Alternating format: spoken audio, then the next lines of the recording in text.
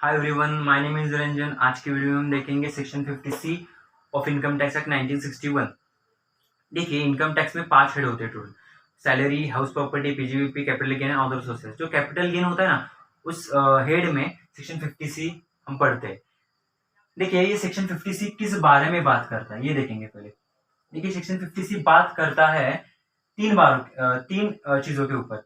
First होता है कि वो जो इमूवेबल प्रॉपर्टी है वो ट्रांसफर होनी चाहिए, और हम बताएंगे उसकी फुल वैल्यू ऑफ कंसिडरेशन। देखिए, इमूवेबल प्रॉपर्टी मतलब ऐसी प्रॉपर्टी जो मूवेबल नहीं है। मतलब वो हो सकती है, वो है बिल्डिंग, वो है लैंड और बोथ, दोनों ही। ये जो प्रॉपर्टी है ना, लैंड और बिल्डिंग और बोथ, ये प्रॉपर्टी होनी चाहिए ट्रांसफर, मतलब किसी ने उसको सेल करना चाहिए। और सेल करने के बाद जो फुल वैल्यू ऑफ कंसिडरेशन होगी वो क्या होगी? फुल वैल्यू ऑफ कंसिडरेशन क्या होती है? देखिए, कैपिटल गेन कैलकुलेट करने के लिए कुछ ना कुछ तो सा हेड होता है, मतलब फॉर्मेट होता है कि फॉर्मेट होता है लाइक एक वैल्यू होती है। वैल्यू में से हम उसके बाद हम लेस करते हैं कुछ वैल्यूज। लेस करने के बाद कोई तो वैल्यू आती है, उससे हम कहते हैं लॉन्ग टर्म कैपिटल गेन या शॉर्ट टर्म कैपिटल गेन। और ये जो वैल्यू होती है ना, ये वैल्यू टैक्सेबल होती है कैपिटल गेन हेड के अंदर। सो देखिए, ये सब करने के लिए हमको जो वैल्यू चाहिए, कुछ भी हो सकती है, 1,00,000 रुपीज, 2,00,000 रुपीज, वो होती है फुल वैल्यू ऑफ कंसिडरेशन। मतलब कैपिटल गेन के कैलकुलेशन के लिए हमें जो वैल्यू चाहिए वो है फुल वैल्यू ऑफ कंसिडरेशन। और वो टैक्सेबल होगी ट्रांसफर को टैक्सेबल होगी वो। ठीक है। अब ये फुल वैल्यू ऑफ कंसिडरेशन कौन सी होनी चाहिए, क्या होनी चाहिए? आपने भेजी वो 1,00,000 पे, ऑन पेपर आप दिखा रहे 1,00,000, तो वही होनी चाहिए या उससे ज्यादा या उससे कम होनी चाहिए? वो क्या होनी चाहिए, वो क्या होनी चाहिए वो बताता है हमें सेक्शन 50C। देखिए, सेक्शन 50C बात करता है कोई भी सेक्शन 50C बात करता है कोई भी इमूवेबल प्रॉपर्टी ट्रांसफर हो तो हमें उसकी full value of consideration full value of consideration क्या लेना है? देखिए, क्या लेनी है, वो क्या बात करते हैं। देखिए, ये है मिस्टर ए है, ये है मिस्टर बी। मिस्टर बी को भेज रहे हैं बिल्डिंग। उन्होंने बिल्डिंग ट्रांसफर की मिस्टर बी को, बदले में मिस्टर बी ने मिस्टर ए को दिए 1,00,000 रुपए, 1,00,000 रुपीज दे दिए। उसे हम कहेंगे सेल कंसिडरेशन। इस वैल्यू को हम कहेंगे सेल कंसिडरेशन। अब आप खुश हो, हाँ मुझे 1,00,000 रुपए मतलब मैंने मिले और मैं टैक्सेबल करूंगा कैपिटल गेन हेड के अंदर, मतलब वो फुल वैल्यू कंसिडरेशन क्या, हमें 1,00,000 लूंगा। तो क्या हुआ ना, आप लेने वाले थे फुल वैल्यू ऑफ कंसिडरेशन जो होती है, आप लेने वाले थे 1,00,000 रुपीज। क्यों? कि आपको सेल कंसिडरेशन उतना मिला है, आप ऐसे बता रहे हैं। मतलब ऑन पेपर आपने कितना लिया है, 1,00,000 रुपीज, आप उतना ही बता रहे हैं। लेकिन उसके बाद ये हुआ कि मतलब इनकम टैक्स ऑफिसर है, उन्होंने बिल्डिंग देखी और उनको लगा कि जो प्रॉपर्टी है ना, वो 1,00,000 की नहीं दिख रही, ज्यादा है मतलब। तो वो गए स्टैम्प ड्यूटी अथॉरिटी के पास। और स्टैम्प ड्यूटी अथॉरिटी की एक वैल्यू फिक्स होती है कुछ प्रॉपर्टी, इमूवेबल प्रॉपर्टी के ऊपर। उसे हम कहते हैं स्टैम्प ड्यूटी वैल्यू। उस वैल्यू को हम कहते हैं स्टैम्प ड्यूटी वैल्यू। वो स्टैम्प ड्यूटी वैल्यू है 1,30,000। मतलब स्टैम्प ड्यूटी अथॉरिटी वाले बोल रहे हैं कि उस प्रॉपर्टी की वैल्यू है 1,30,000, स्टैम्प ड्यूटी वैल्यू है 1,30,000। इसका मतलब साफ यह नजर आ रहा है कि एसएससी 30,000 छुपा रहा है। मतलब वो क्या कर रहा है, ऐसे भी कर सकता है ना, मतलब ऑन पेपर दिखा रहा है 1,00,000 रुपए, मतलब बिल्डिंग भेजी, पैसे आए, पैसे कितने आए, 1,00,000 रुपए। कैसे हमें पता चला? ऑन पेपर यही दिख रहा है, लेकिन वो भेज रहा है 1,30,000 पे, लेकिन ऑन पेपर दिखा रहा है 1,00,000 और ऑफ पेपर दिखा रहा है 30,000। मतलब 30,000 का वो ब्लैक कर रहा है, छुपा रहा है वो 30,000, क्योंकि वो 30,000 पे टैक्स लगाना नहीं चाहता है। तो वो इनकम टैक्स को पता चला, उन्होंने ये सेक्शन लाया, सेक्शन 50C। वो बोल रहे हैं कभी भी ऐसी केस हो, मतलब स्टैम्प ड्यूटी वैल्यू ज्यादा हो, स्टैम्प ड्यूटी वैल्यू ज्यादा है सेल कंसिडरेशन के कंपैरिजन में। अगर स्टैम्प ड्यूटी वैल्यू ज्यादा है सेल कंसिडरेशन से, तो उस केस में full value of consideration stamp duty value ही मानी जाएगी। भले आप बोल रहे हैं कि नहीं नहीं नहीं नहीं, हमने ऑन पेपर देखिए सर, ऑन पेपर 1,00,000 रुपीज है, 1,00,000 रुपए है, देखिए ऑन पेपर 1,00,000 रुपीज है, लेकिन नहीं, उस प्रॉपर्टी की वैल्यू स्टैम्प ड्यूटी वैल्यू ज्यादा है ना, तो हम लेंगे, सॉरी, स्टैम्प ड्यूटी वैल्यू लेंगे। अगर वो ज्यादा हुई तो ये मोटा मोटा ये सेक्शन कहता है, लेकिन देखिए सेक्शन और भी कुछ कहता है, वो हम चार्ट के थ्रू समझेंगे। क्या होता है ना, जब हम एक इमूवेबल प्रॉपर्टी ट्रांसफर करते हैं, उसके बाद दो चीजें हो सकती है। कौन सी वाली दो चीजें? देखिए, एक तो ये हो सकता है कि स्टैम्प ड्यूटी वैल्यू से सेल कंसिडरेशन ज्यादा है। मतलब पिछले एग्जाम में देखेंगे कि पिछले एग्जाम में हमने देखा था स्टैम्प ड्यूटी वैल्यू थी 1,30,000। तो 1,30,000 से भी आप ऑन पेपर दिखा रहे ज्यादा, सेल कंसिडरेशन ज्यादा, मतलब 1,40,000, 1,50,000 इतना हमारा सेल कंसिडरेशन है, आप ऐसे बता रहे हैं, मतलब ऑन पेपर इतना है। तो यहाँ कहीं दिख नहीं रहा कि आप ब्लैक मनी कर रहे हैं, तो इस केस में आप सच बोल रहे हैं, और सच बोल रहे हैं इसलिए हम full value of consideration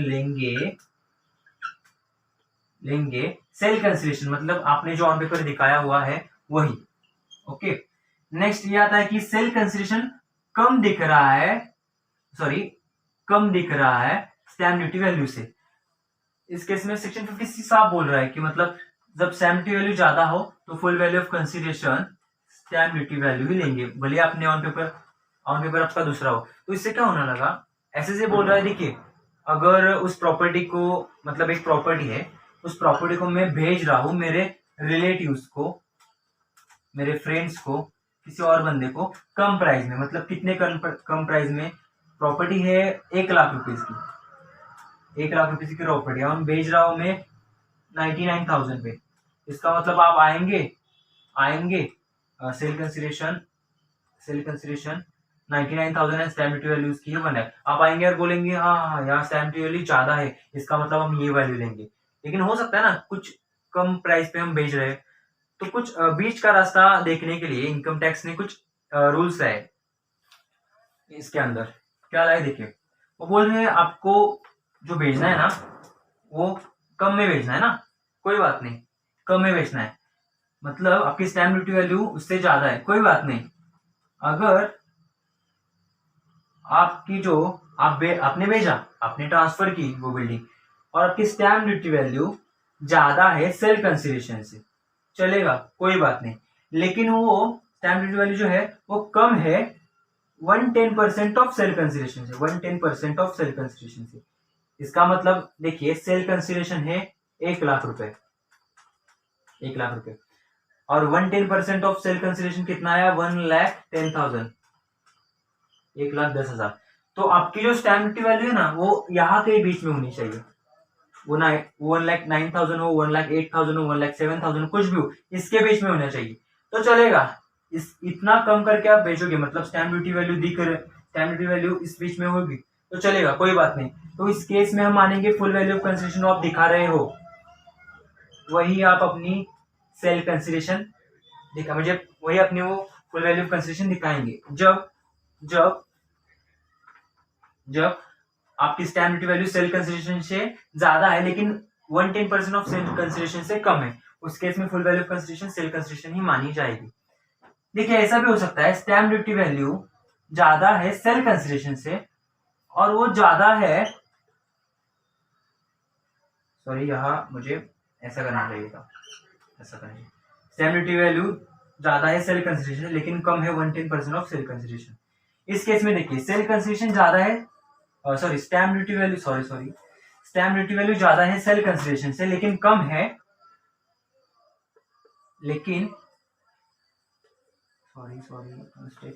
stamp duty value ज्यादा है सेल कंसिडरेशन से और भी ज्यादा है 110% ऑफ 110% ऑफ सेल कंसिडरेशन से।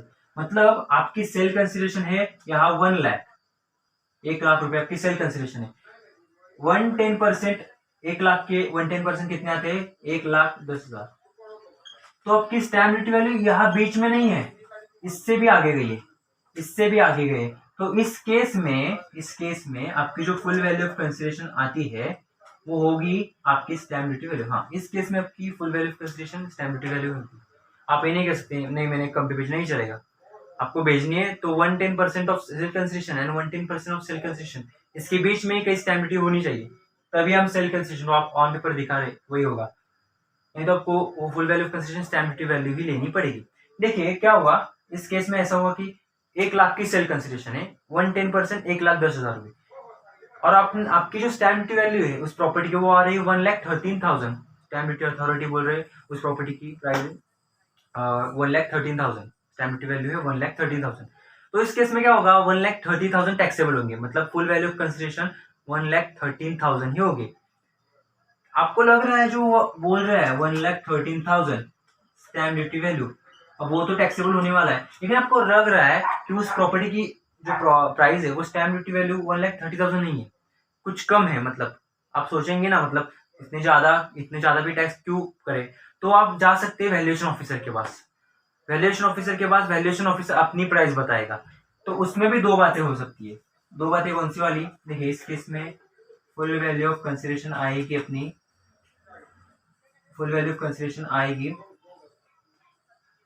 Stamp duty value.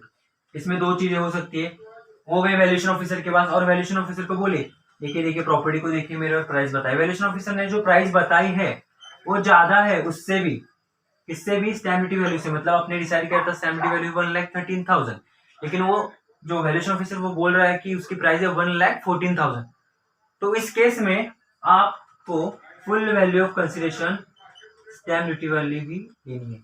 आप ऐसे याद रख सकते हैं कि आप वैल्यूएशन ऑफिसर के पास गए, देखिए स्टैम्प ड्यूटी वैल्यू बोल रहे हैं 1,13,000, और वैल्यूएशन ऑफिसर आया और बोला नहीं इस प्रॉपर्टी की तो वैल्यू है ना 1,13,000 है, 1,14,000 है। तो आप बोले मैं ना आपके यहाँ ना मेरा बेकार हुआ और अपनी स्टैम्प ड्यूटी वैल्यू ही ली, ऐसा आप याद कर सकते हो। नेक्स्ट ऐसा भी हो सकता है कि वैल्यूएशन ऑफिसर की जो वैल्यू है वो कम है स्टैम्प ड्यूटी वैल्यू से, मतलब 1,13,000 स्टैम्प ड्यूटी अथॉरिटी बोल रहा है प्राइस, लेकिन उसके वैल्यूएशन ऑफिसर बोला है नहीं उतनी प्राइस नहीं, 1,12,000 कम है। तो इस केस में आप जो वैल्यूएशन ऑफिसर बोल रहा है ना वही प्राइस आप लेंगे, मतलब full value of consideration valuation officer वाला ही लेंगे आप। देखिए ये जो चार्ट है मैंने डिस्क्रिप्शन में दे दिया है, आप ले सकते हैं, मतलब पीडीएफ उसका जो पेज है मैंने डिस्क्रिप्शन में दे दिया है, आप जाइए नीचे दिया होगा, मतलब वो जाइए वो पेज मतलब लीजिए डाउनलोड कीजिए, आप देख सकते हो वो चार्ट अच्छे से दिया है मैंने।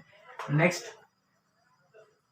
देखिए अब हुआ, आप बोल रहे हो कि स्टैम्प ड्यूटी वैल्यू से कंपैरिजन करो, स्टैम्प ड्यूटी वैल्यू से आएगा, लेकिन स्टैम्प ड्यूटी वैल्यू किस डेट की लेनी है ये भी बताना चाहिए। स्टैम्प ड्यूटी वैल्यू जो होती ना वो किस डेट की लेनी चाहिए, किस डेट की लेनी चाहिए।